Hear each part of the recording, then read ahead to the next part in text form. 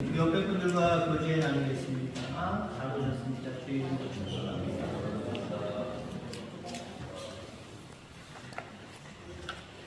오늘은 어린이 주일입니다. 어린이들 뒤로 빠져나가서 자체적으로 얘기를 드릴 건데요. 교회에 어린이들이 참 많았으면 좋겠습니다.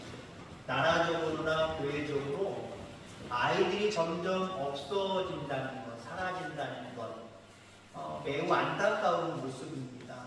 나라에서도 정치적으로나 여러 가지 모든 모습 속에 살만한 나라를 만들어서 젊은 우리 부부들이 아이를 좀 많이 좀 낳았으면 좋겠고요. 교회적으로도요. 어른들이 잘해야 됩니다. 그냥 젊은 사람들에게만 왜 아줌마 요즘 사람들은 아유 속상해 죽겠네. 왜 애를 싫어하는지 몰라? 왜 싫어하겠어요? 한마디로 얘기하면 어른들의 잘못입니다. 애를 낳고 싶지 않는 세상을 만들어 놨어요.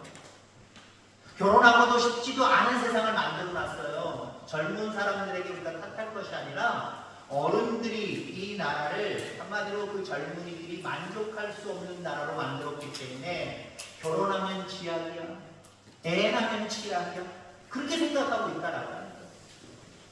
교회도요, 그냥 요즘은 시골에서 사람들이 빠져나가서 그래, 요즘 사람들이 애를 안 낳아서 그래, 어쩔 수 없어 라고 스스로에게 위로하지 않게 되기를 간절히 소망합니다. 준비된 교회, 아멘. 준비하는 교회, 젊은 사람들이 몰려와요. 우리가 교단을 바꾸고 2007년도에 처음 목회했던 곳이 충남 부여입니다. 거기에 10년여 동안 있었는데요. 제가 봤을 때 대학생이었어요. 대학생이었던 아이들이 1년 차이로 두 청년들이 있었습니다. 그 청년들에게 그냥 취시로 얘기했어요.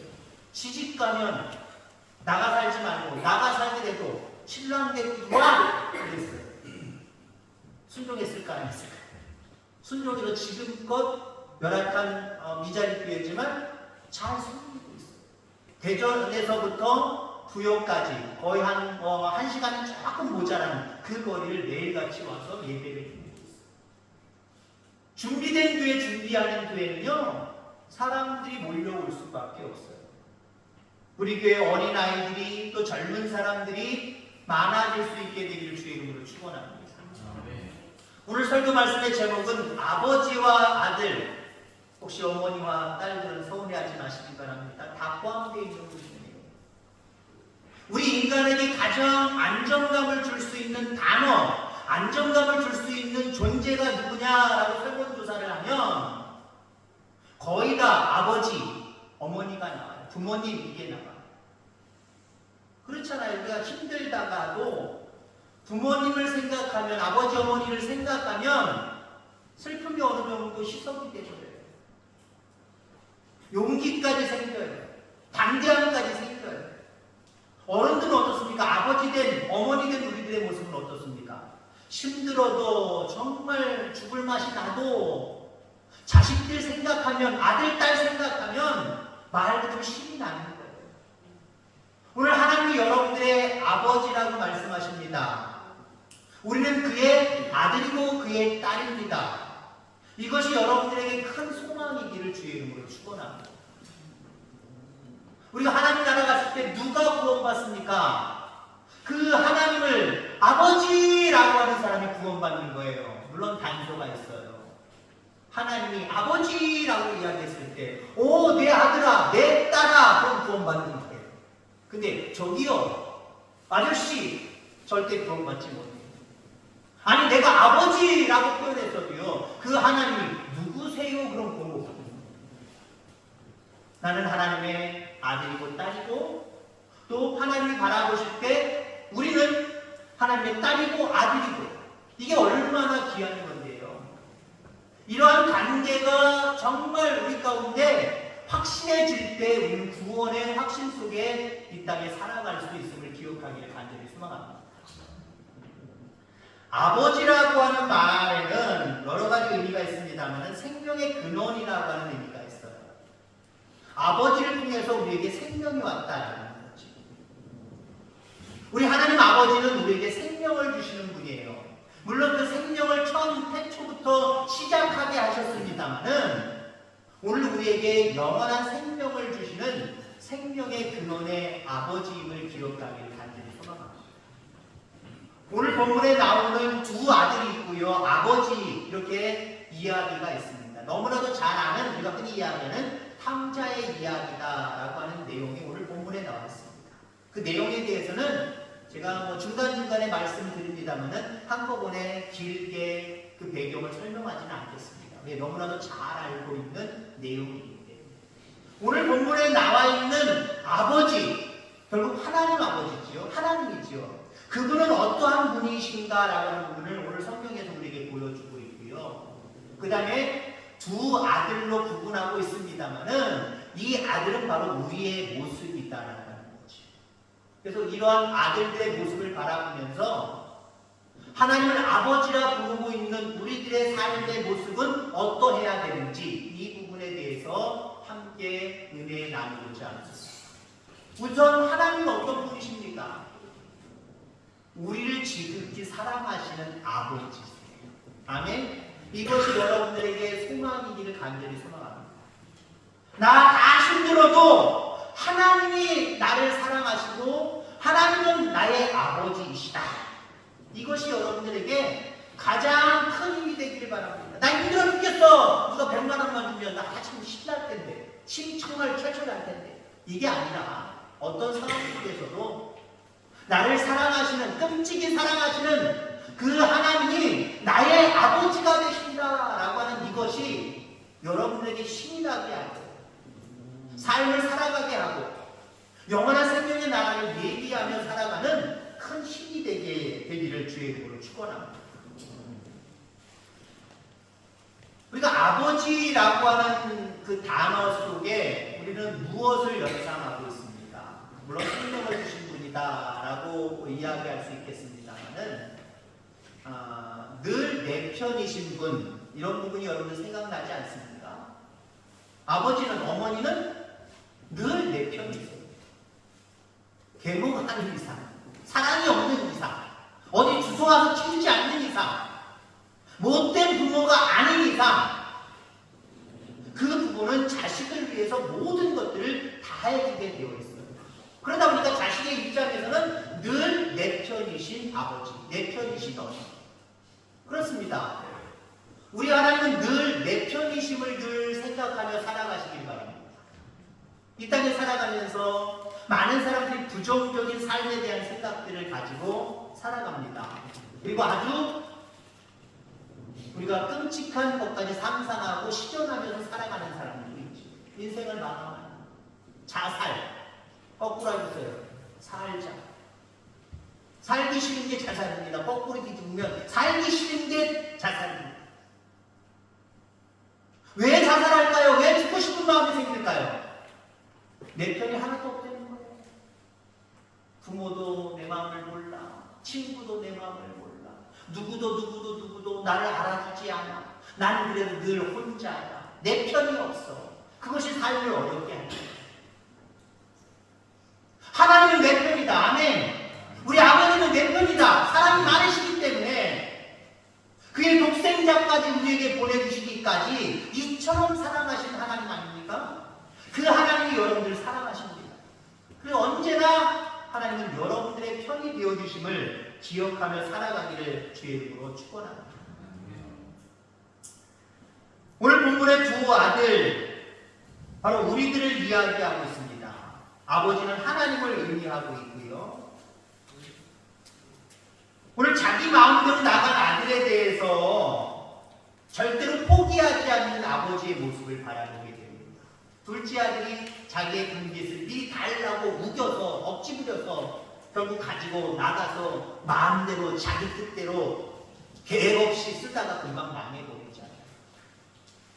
그때 그 아들이 돼지나 먹는 더러운 음식을 먹으면서 연명하다가 아버지 집의 종들은 내 형편보다 훨씬 더 나은데 나도 아버지 집에 가서 종이라도 써달라고 하면서 살아볼까 하고 아버지의 집으로 자신만만하게 갔겠습니까?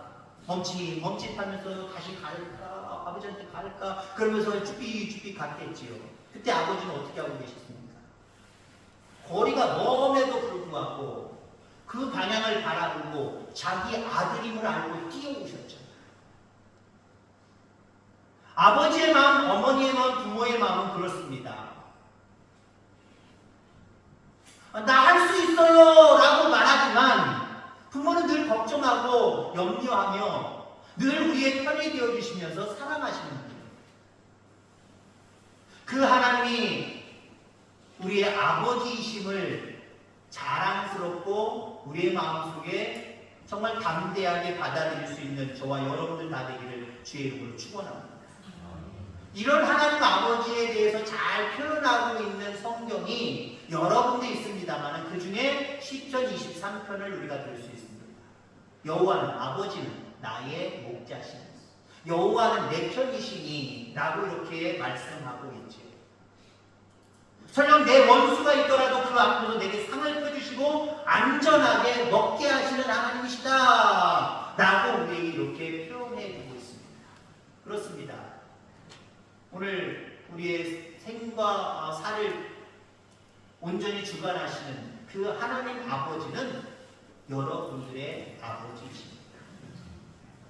자, 이 시간은 그 하나님을 한번 생각하면서 아버지 한번 불러볼까? 시작. 아버지. 저기요 하는 사람 없어요. 지금 저기요 하는 사람 없어야 됩니다.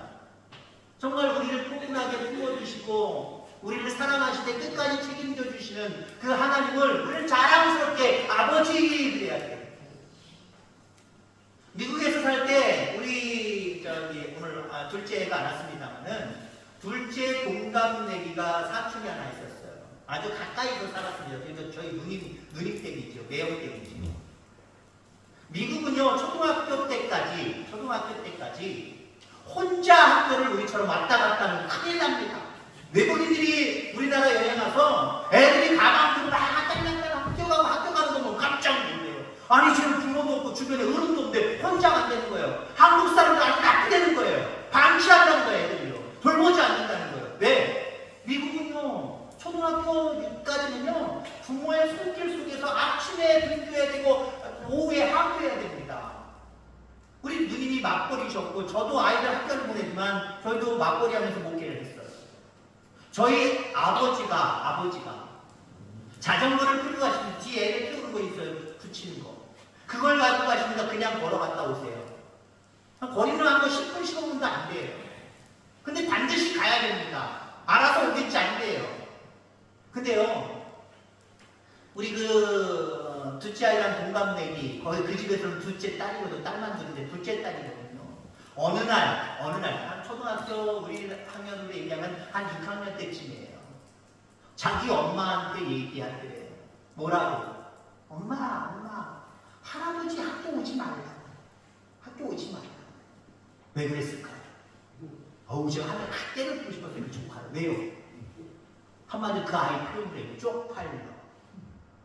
왜요? 할아버지는 점점 늙어가고 계시고 부모님들은 애들 데리러 올 때 자가용 놀고 오는데 우리 할아버지는 깨끗하지만 값싼 자전거 끌고 뚫레뚫레 오신다는 거예요. 그렇죠?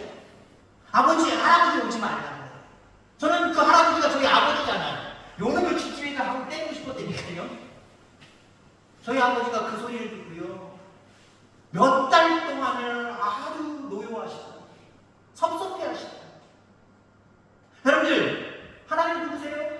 하나님? 글쎄 여러분 하나님을 아버지라 부를 수 없는 것 우리의 마음속에 확실하게 우리가 각인시킬 수 없는 것 믿음 없는 모습이에요. 하나님이 나의 아버지이심을 날마다 자랑하며 자랑스럽게 생각하고 그 하나님을 찬양하고 의지하며 살아가는 저와 여러분들 다 되기를 주의 이름으로 축원합니다. 자, 두 아들은 두 부류의 인간의 모습을 보여줍니다. 우선 둘째 아들 보세요. 벼룩이도 뭐가 있다? 낯짝이 있다.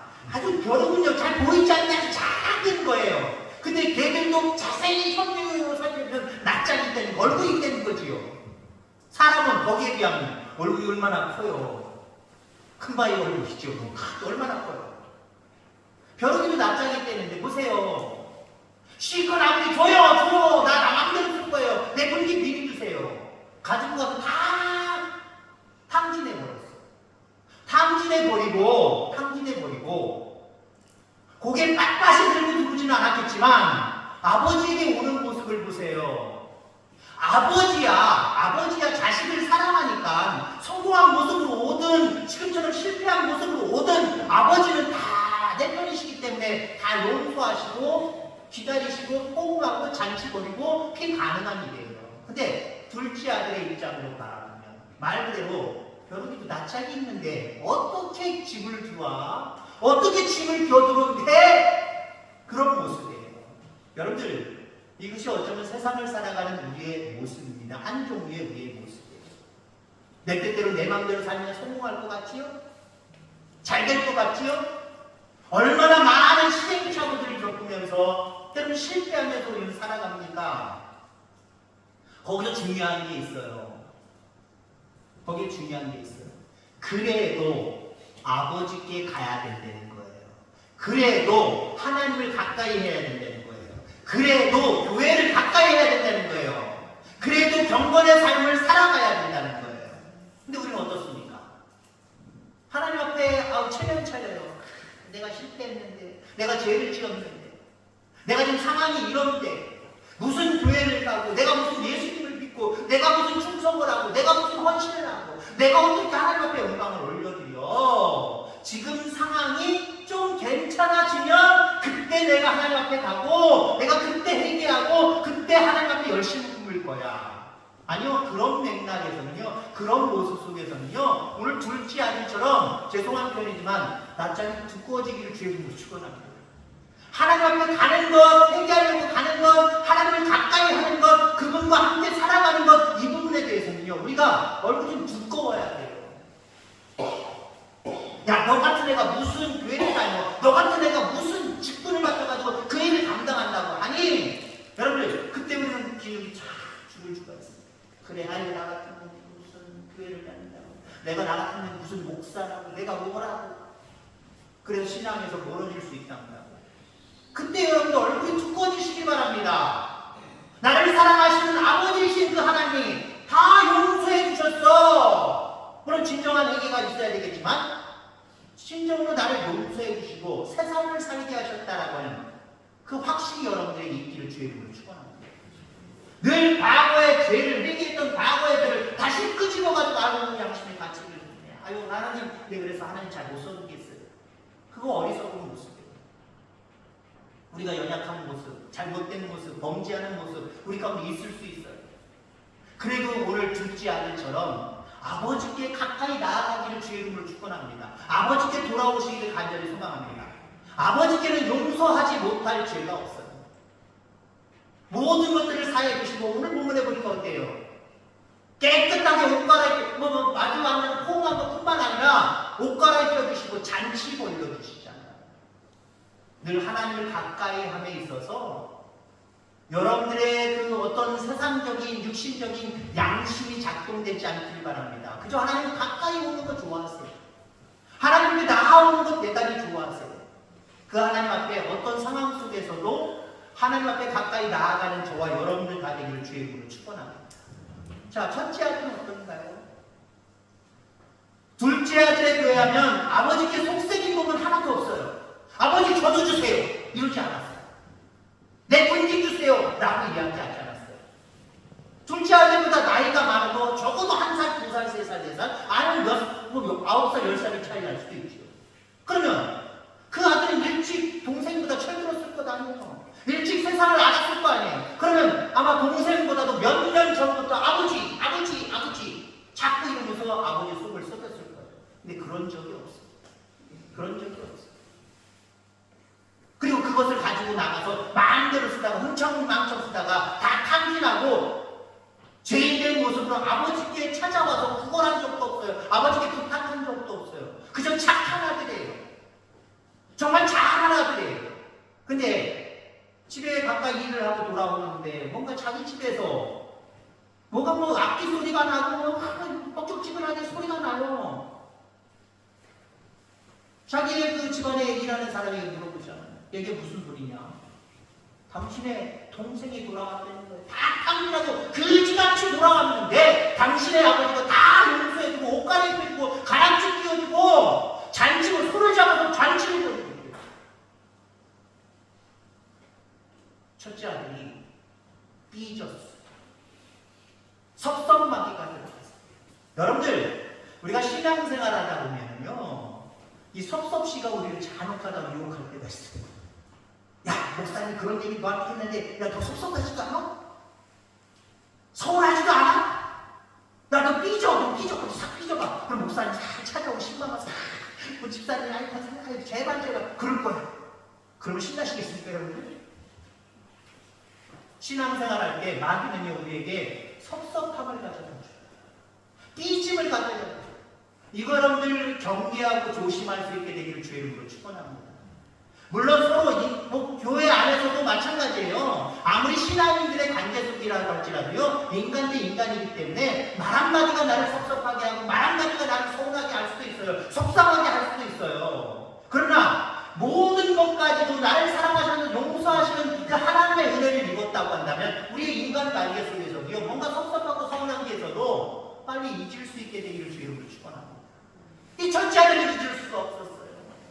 나는 속색인 것도 하나고 아버지 말씀 잘 듣고 지금까지 왔는데 나를 위해서는 소 한 마리도 잡지 않았던 아버지가 동생 그지같이 돌아왔는데 그 동생을 위해서 잔치를 벌인다고 삐져서 집을 안 들어가잖아요.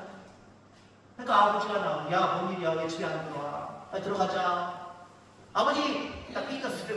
아, 섭섭해요. 내가 아버지한테 속색인 거 있어요? 없는데도 나를 위해서 소 한 마리 잡지 않으신 아버지가 어떻게 동생 모든 것을 탕진하고 거지같이 들어와서 아버지께 손 벌리는 이 아들에게 이런 잔치를 벌여줄 수 있습니까? 그때 아버지가 뭐라고 이야기합니까? 아들아, 송아지 한 마리 갖고 그렇게 서운해하는 거니? 여기 있는 게 다 누구 것인데 그냥 내 동생이 돌아오는 걸 너도 그냥 즐겼으면 좋겠다 라고 말합니다. 여기 있는 게 다 누구 건데 동생님이 자기 분이 가지고 돌아갔다 나갔다가 들어왔단 말이에요. 여기 남아있는 건 동생 분일 수는 없어요. 이게 다 누구 거니? 거기는 네 거라는 거예요. 너 첫째 아들 네 거야. 네 건데 뭘 그렇게 섭섭하게 여겨. 너도 그 동생 가족이잖아. 가족이 그냥 나갔다가 어찌됐든 간에 다시 돌아온 게 기쁘지 않냐? 그냥 기쁨만 즐겨 라고 이야기하고 있다고 하는 거예요. 여러분, 이 큰아들이 놓치고 있는 것이 있었어요. 무엇을 놓치고 있느냐? 지금까지 자기가 잘해온 것에 대해서 놓치고 있어요. 이거 싹 잊어버리고 지금 동생에게 잔치를 벌어주고 소잡아서 나를 위해서 아무것도 안 해줘? 이것만 생각하고 또 상상했겠지요. 지금 남아있는 게 다 내 건데 이건 또 나가서 동생 주겠지 라고 하는 생각을 어쩌면 가질 수도 있었겠지. 지금까지 잘해온 것을 잊어버리고 있다는 거예요. 여러분들, 어떤 분들은요, 큰 실패 없이 큰 죄 없이 하나님의 은혜 가운데 하나님 기뻐하시는 모습 가운데 지금까지 왔는지도 몰라요. 근데 중요한 것은요, 지금 하는 대로 계속 해나가시기를 주의 이름으로 축원합니다. 마지막이 중요하거든요. 최후에 웃는 자가 승리자이다라고 하는 어떤 세상적인 글귀가 생각이 납니다. 아무리 신앙생활 잘했어도 중간에 섭섭막이 들어가고 서운막이 들어가가지고 생 돌아서서 아버지의 마음을 슬프게 만들고 노엽게 만든다고 한다면 그 마지막 심판대로 어떻게 되겠습니까? 우리는 마지막이 웃는 모습, 아름다운 모습이어야 될 줄 분명히 믿습니다. 그러하기 위해서는요, 지금까지 잘해왔어도 잘해온 거 기억하시며 그걸 가지고 끝까지 유지하고 확장해서 더 잘하는 저와 여러분들 다 되기를 주의 이름으로 축원합니다. 교회 열심히 나오는 게 손해보는 게 아닙니다. 시대에 벽도로 헌금하는 거 손해보는 게 아닙니다. 성경 읽고 기도하는 거 손해보는 일 아니에요. 우리가 흔히 신앙생활 잘 하다가도 나중에 내 뜻대로 안 되면 주저앉아서 뭐라고 얘기합니까? 에이, 기도해도 소용없어. 에이, 교회 다녀도 소용없어. 에이, 목사님한테 잘하고 성도들한테 잘해도 소용없어. 에이, 헌금하면 뭐할까? 다 아까워 죽겠어. 우리 노회의 어떤 목사님이 이런 글을 올리셨어요. 목사님들 중에 그 세무사나 아니면 뭐 변호사를 잘 알고 세무계통의 변호사를 잘 아시는 분들이 있으면 저한테 좀 소개시켜 주세요. 그러면 이유를 우리 교회 출석하는 누군가가 헌금 반환 소송을 냈습니다. 그거 해결하려고 지금 뭔가 법률적으로나 아니면 그 세무적으로 잘하는 사람을 좀 소개시켜 달라는 거 답답해서 그러시는 거예요. 우리 교회는 저기 헌금 반환 소송 내는 분 없기를 주의로 축원합니다. 이거 왜 그래요? 지금까지 잘해왔는데 잘해놓은 거 잊어버리고 뭔가 섭섭해서 뭔가 서운해서 예수 믿어도 소용없다는 거예요. 교회 충성하고 헌신해봤자 다 소용없다는 거예요. 그래서 원점으로 돌리고 싶다라고 하는 마음. 하나님이 이 소식 듣고 이 마음 알 때 얼마나 슬퍼하실까요? 끝까지 잘할 수 있는 저와 여러분들 다 되기를 주의 이름으로 축원합니다. 아멘. 끝까지 잘하는 자녀. 하나님이 기뻐하시는 자녀입니다. 지금까지 잘해줬다고 하면 그것으로 만족하지 마시고 더 잘하고 끝까지 잘하는 저와 여러분들 되어야 될 줄 분명히 있습니다. 우리 이렇게 고백하고 말씀을 마치고자 합니다. 따라하시면 돼요. 나는 하나님의 아들. 다른 딸들도 얘기해요. 시작. 나는 하나님의 아들. 아멘. 또 이렇게 고백합시다. 하나님은 나의 아버지. 기도하겠습니다. 하나님 아버지 감사합니다.